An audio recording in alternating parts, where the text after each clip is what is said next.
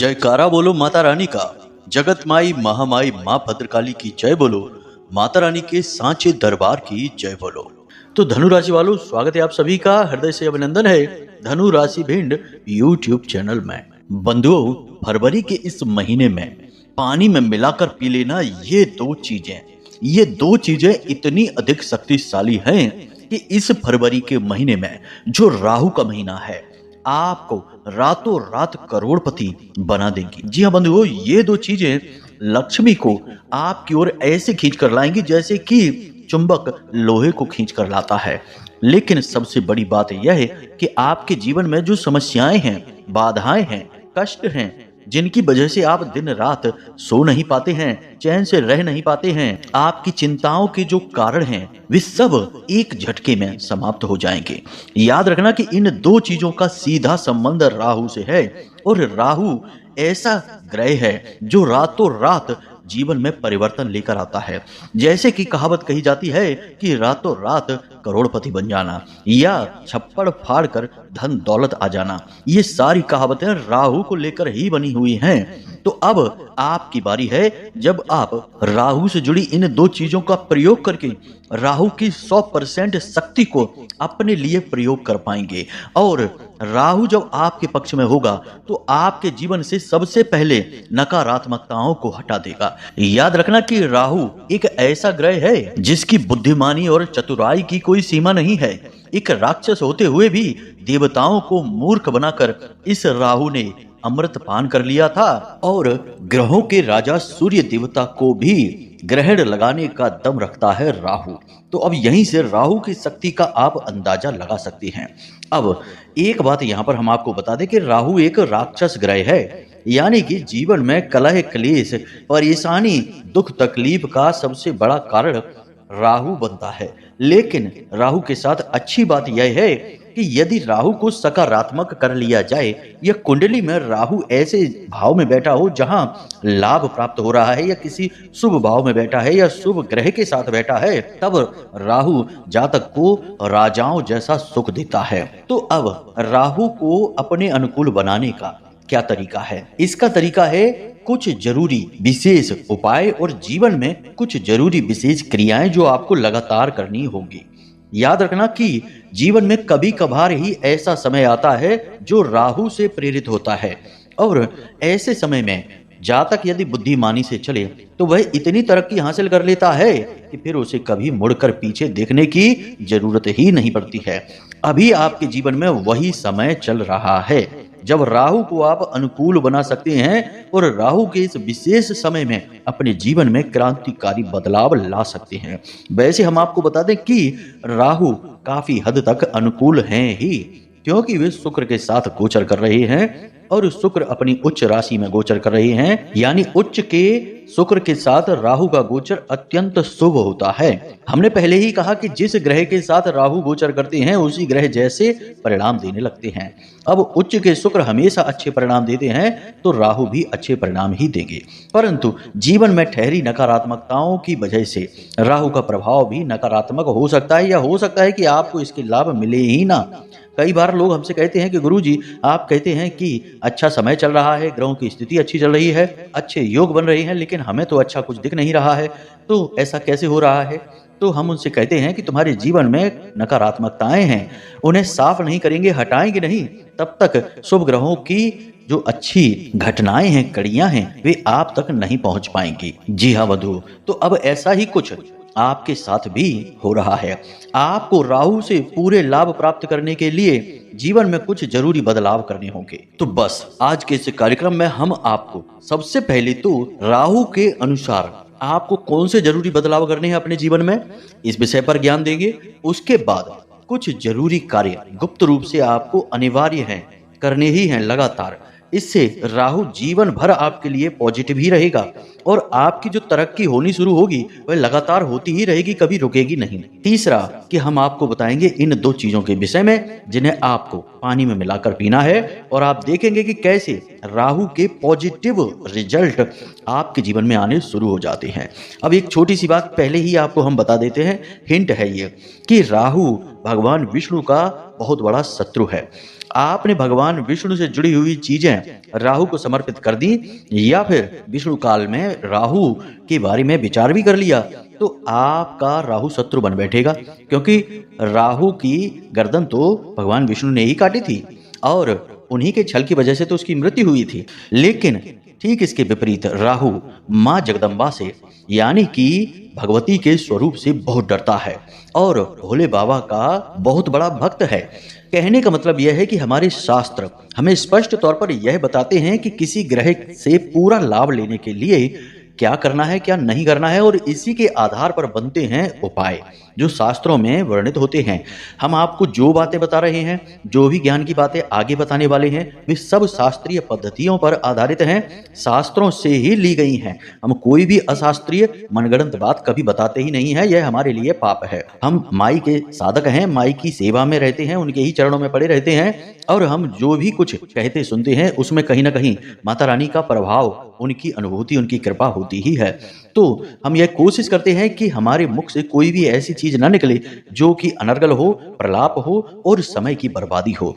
उम्मीद करते हैं कि यहाँ तक आपको सारी बातें समझ में आ गई हैं। अब यदि आपको सचमुच में अपने जीवन में कुछ बड़ी बदलाव लेकर आने हैं, समस्याओं से मुक्ति प्राप्त करनी है, छुटकारा प्राप्त करना है और एक नई दिशा में आगे बढ़ना है जहाँ केवल खुशियां ही खुशियां हैं, स्वर्ग जैसा जीवन है, तो आज आपको इस कार्यक्रम को अंत तक देखना ही होगा, हर हाल में देखना होगा। आपने अगर आज इस कार्यक्रम को छोड़ दिया तो हम आपसे कहते हैं कि यह आपके जीवन की सबसे बड़ी भूलों में से एक होगी और इसकी कीमत आपको जीवन भर चुकानी पड़ेगी। तो अब ऐसी भूल नहीं करना है, कुछ समय निकालिए, पूरा ध्यान अपना इधर लेकर आइए और कार्यक्रम को ठंडे दिमाग के साथ देखिए, समझिए, जरूरत पड़े तो कॉपी पेन लेकर बैठिए। कुछ बातों को आपको नोट भी करना पड़ सकता है, नहीं तो बाद में आप भूल जाएंगे, फिर हमें फोन करके कहेंगे कि गुरुजी आपने क्या कहा था, हमें समझ में नहीं आया या हम भूल गए।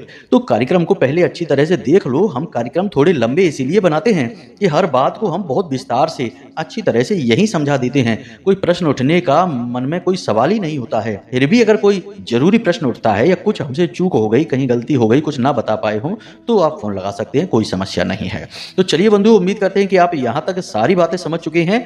अब कार्यक्रम में अंत तक अवश्य ठहरेंगे। तो चलिए आज के इस विशेष और बेहद ही शुभ कार्यक्रम की शुरुआत करते हैं। महामाई को याद करते हुए कमेंट बॉक्स में पूरे भक्ति भाव के साथ लिख डालिए, जय मां भद्रकाली कृपा करो।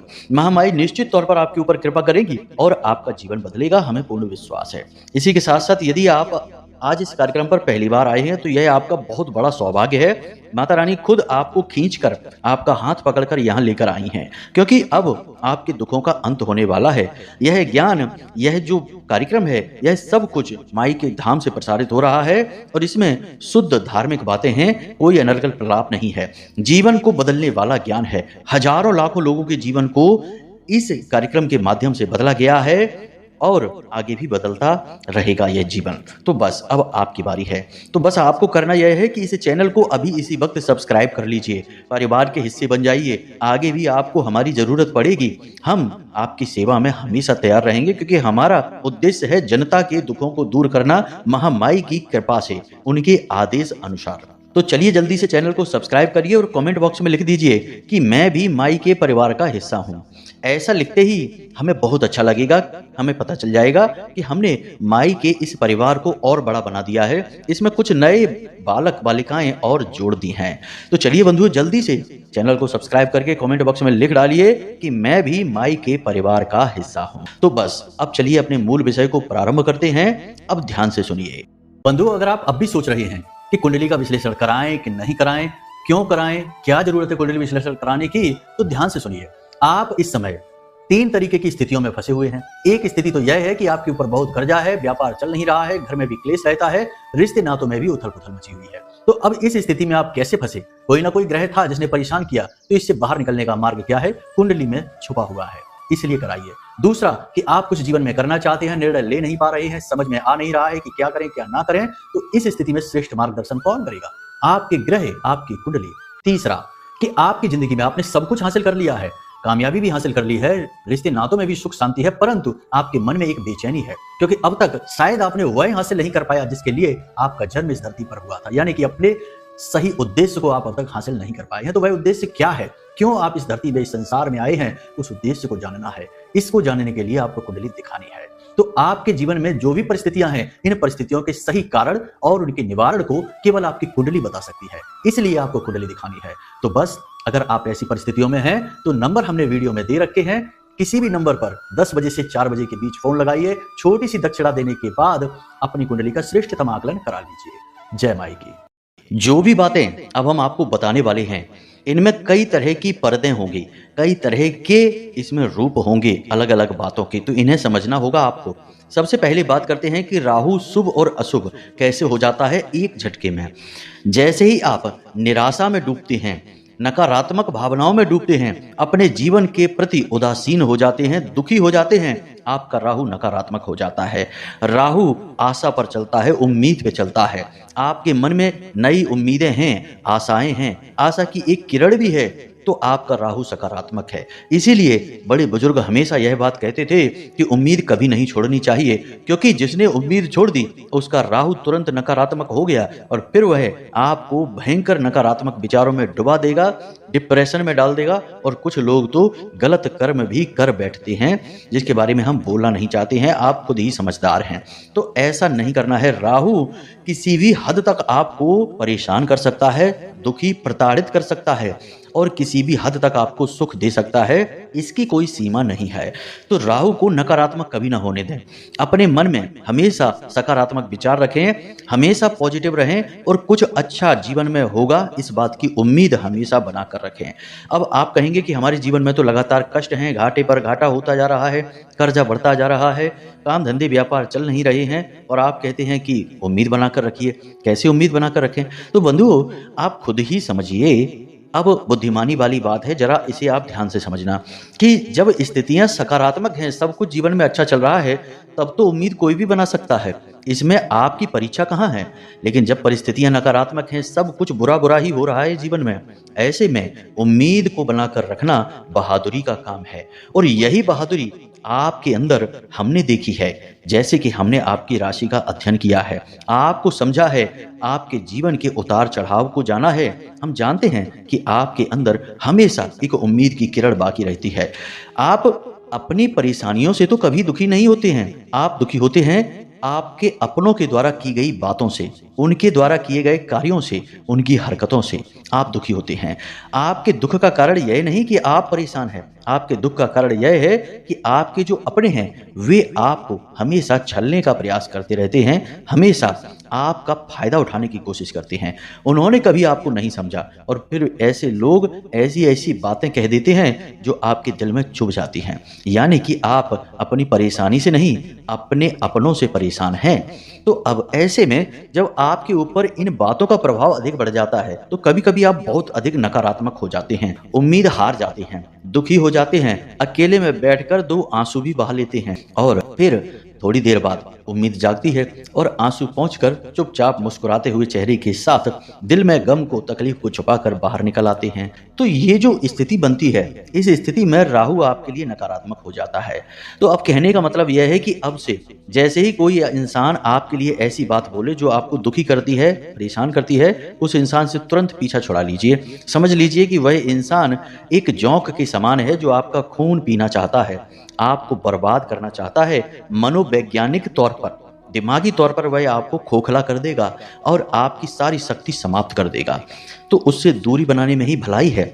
उससे पीछा छुड़ा लेंगे तो आप हमेशा पॉजिटिव रहेंगे और पॉजिटिव रहेंगे तो आपके जीवन में अच्छी अच्छी घटनाएं घटनी शुरू हो जाएंगी। मतलब कहने का यह है कि सबसे पहले काम आपको अपने ऊपर ही शुरू करना होगा, खुद की विचारधारा को बदलना होगा, नकारात्मक गलत लोगों से दूर रहना होगा, चाहे कोई कितना ही अपना क्यों ना हो, खास से खास रिश्ता ही क्यों ना हो। यदि वह आपको प्रताड़ित करता है, बातों से दुखी करता है, आपका शोषण करता है, तो उससे दूरी बना लीजिए, मानसिक दूरी बना लीजिए। उतनी ही बात करिए 2 शब्दों वाली, उससे ज्यादा बात न करिए, वरना वह आपको फिर से घेर लेगा और आपका शोषण कर लेगा। ऐसे लोगों से दूर रहना चाहिए, पहली चीज तो यह है। दूसरी चीज यह है कि आपको रोज सुबह जब आप सोकर जागें तो कम से कम आधे घंटे के लिए मौन रहना है। फोन नहीं देखना है, किसी से बात नहीं करनी है, कोई नाम स्मरण नहीं करना है, भजन नहीं सुनना है, कोई भी कार्य नहीं करना है। चुपचाप एकांत में एक जगह बैठकर आंखें बंद करके मौन हो जाना है, बैठ जाना है। और अगर सही लगे तो आप अपने घर की छत पर जा सकते हैं, कहीं किसी एकांत जगह पर जा सकते हैं। घर से बाहर जाने की कोई आवश्यकता ही नहीं है, घर में ही कुछ नहीं तो अपने बिस्तर पर ही बैठ जाइए। सूर्योदय से पहले जागिए, उस समय वैसे भी कम लोग ही जागते हैं तो शांति रहती है।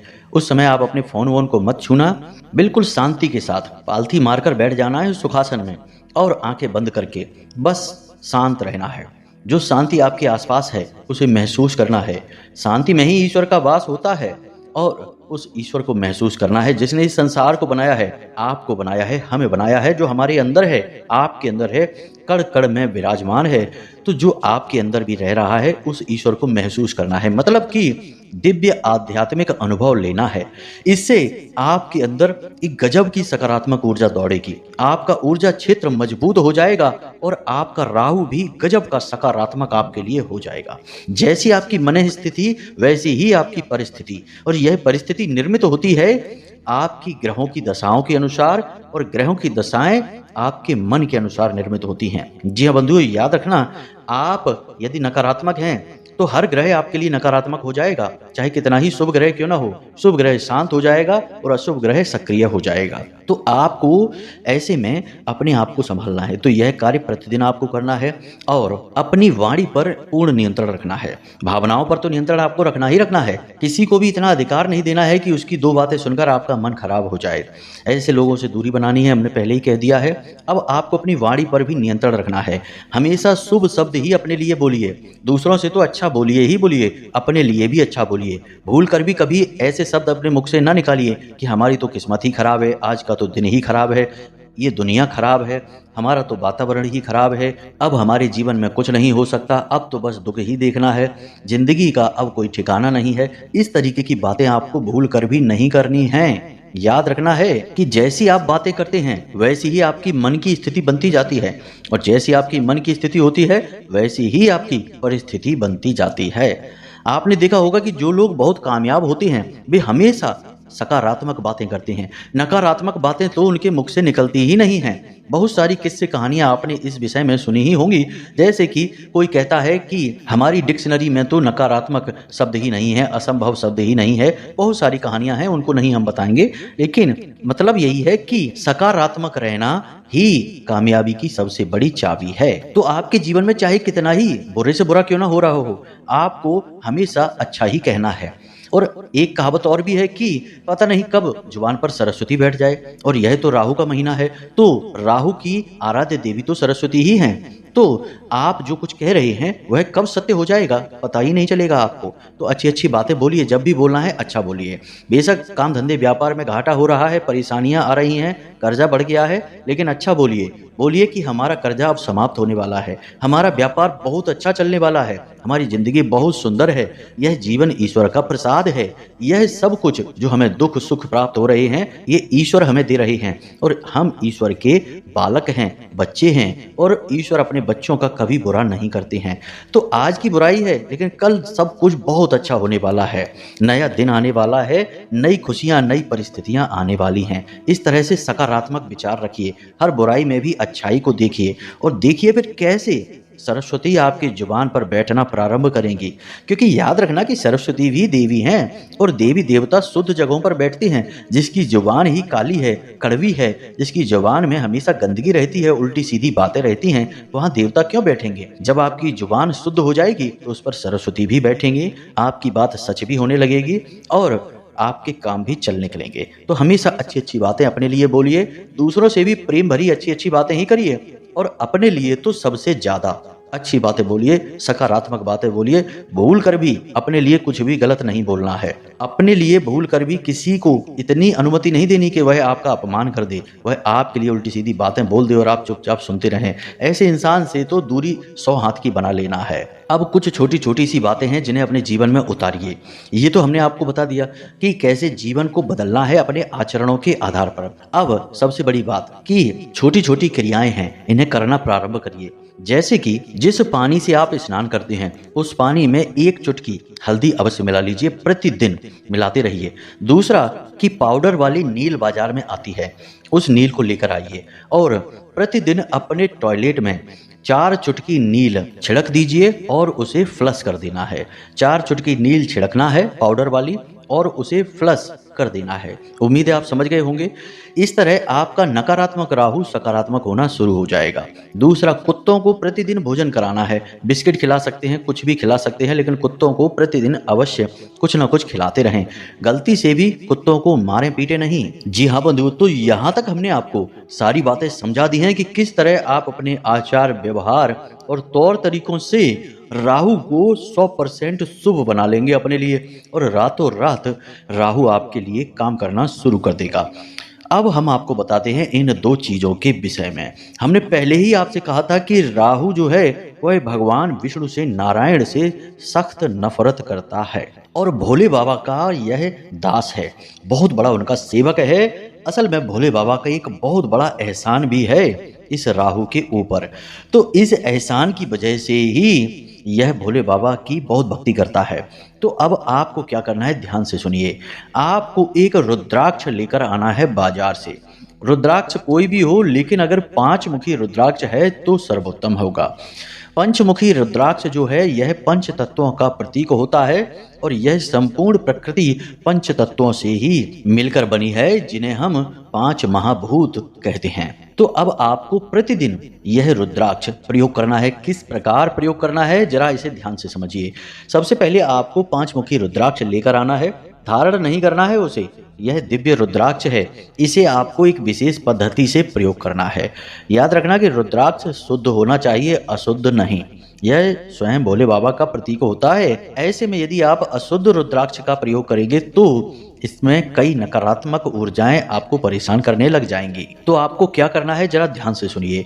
5 मुखी रुद्राक्ष लेकर आना है, इसे गंगा जल में डुबा देना है, फिर इसे गंगा जल से निकालकर पंचगव्य से इसका स्नान कराना है, जिसमें कि गाय का गोबर, गोमूत्र, गाय के दूध से ही बनने वाला दही, छाछ, गाय का दूध, घी और माखन वगैरह सब मिलाए जाते हैं। तो पंचगव्य से इसका स्नान कराने के बाद फिर से इसे गंगा जल में डुबाकर शुद्ध जल से धो देने के बाद यह पूर्ण रूप से शुद्ध हो जाएगा। अब इसे जागृत करने की आवश्यकता है।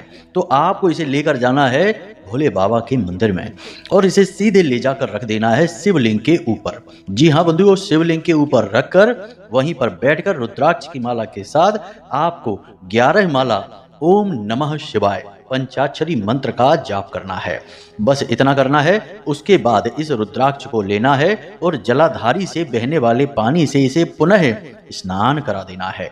अब यह रुद्राक्ष पूर्ण रूप से जागृत हो चुका है। इसे आपको सफेद रंग के कपड़े में लपेट लेना है। कपड़ा साफ, स्वच्छ, नया होना चाहिए, सूती होना चाहिए।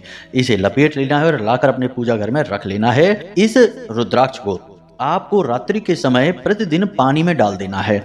जिस लोटे में आप पानी पिएंगे सुबह जागकर, उस लोटे में डाल देना है और इसे ढककर रख देना है। उसी लोटे में आपको थोड़े से काले तिल भी डाल देने हैं। थोड़े से काले तिल और एक रुद्राक्ष जो आपने पूर्ण रूप से जागृत किया है, अभिमंत्रित किया है, और शुद्धता के साथ इसे आपको उस जल में डाल देना है। याद रखना कि जिस जल को आप प्रयोग करेंगे, जो पात्र होगा वह पूर्ण रूप से शुद्ध, स्वच्छ होना चाहिए, जूठा नहीं होना चाहिए, धुला हुआ होना चाहिए, और जो जल आप प्रयोग करेंगे वह भी शुद्ध होना चाहिए, जूठा जल नहीं होना चाहिए।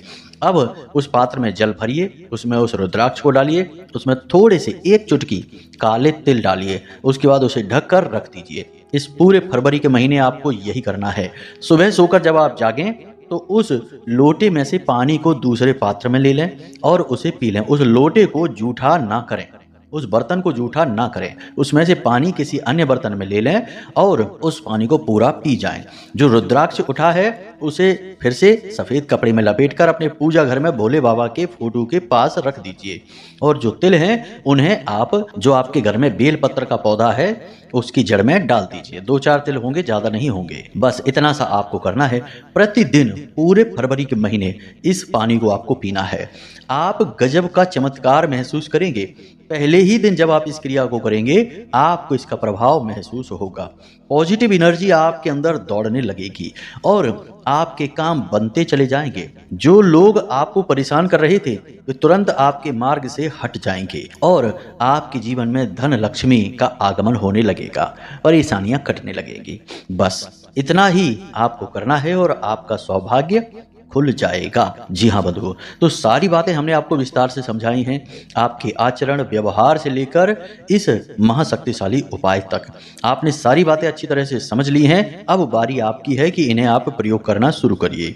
इनके प्रयोग करने की विधि सारी स्पष्ट है, बस आपको अच्छी तरह से विधिवत तरीके से करनी है। तो उम्मीद करते हैं कि सारी बातें आपने समझ ली हैं। अब आप स्वयं अपने जीवन को बदल पाएंगे। करना तो आपको ही है बंधुओं, हमारा काम तो केवल बताना है, बता दिया हमने, अब करेंगे आप तो लाभ भी आपको मिलेगा। तो चलिए बंधुओं, इसी के साथ साथ आज के इस कार्यक्रम को यहीं पर समाप्त करते हैं।